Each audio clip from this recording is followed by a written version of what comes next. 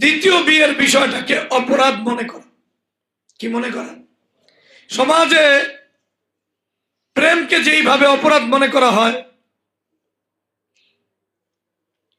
বিবাহটা এর চেয়ে মারাত্মক বেশি অপরাধ হিসাবে গণ্য।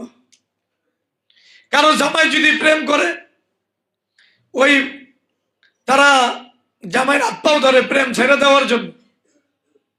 আর যদি কারো জামাই দ্বিতীয় বিয়ে করে, তাহলে ওরে মারার জন্য সবাই রেডি।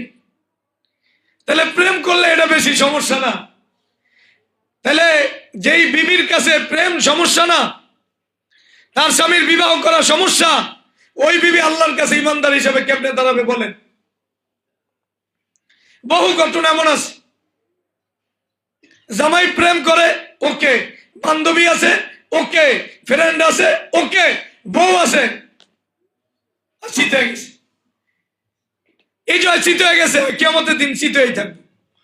আফামান ইয়ামশি মুকিব্বান আলা ওয়াজহিহি আহদা আম মান ইয়ামশি মুকিব্বান আলা সিরাতিল মুস্তাকিম। তাহলে 3 নম্বর কুফরি কি বললাম? দ্বিতীয় বা একাধিক বিবাহকে কেউ যদি অপরাধ মনে করে, তাহলে অবশ্যই এটা কুফর। কারণ শরীয়তের যে বৈধ বিষয়, হালাল বিষয়কে হারাম মনে করা, অপরাধ মনে করা, এটা অবশ্যই কুফর।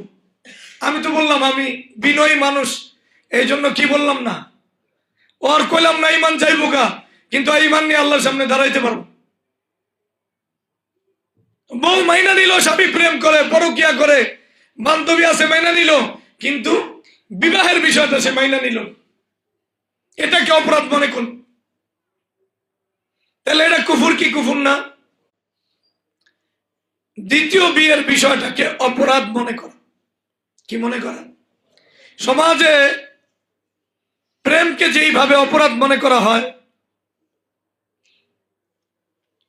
বিবাহটা এর চেয়ে মারাত্মক বেশি অপরাধ হিসাবে গণ্য।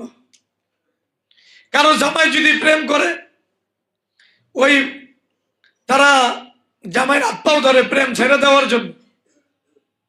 আর যদি কারো জামাই দ্বিতীয় বিয়ে করে, তাহলে ওরে মারার জন্য সবাই রেডি। তাহলে প্রেম করলে এটা বেশি সমস্যা না? তাহলে যেই বিবির কাছে প্রেম সমস্যা না, তার স্বামীর বিবাহ করা সমস্যা, ওই বিবি আল্লাহর কাছে ইমানদার হিসেবে কেমনে দাঁড়াবে বলেন? বহু ঘটনা এমন আছে, জামাই প্রেম করে, ওকে, বান্ধবী আছে, ওকে, ফ্রেন্ড আছে,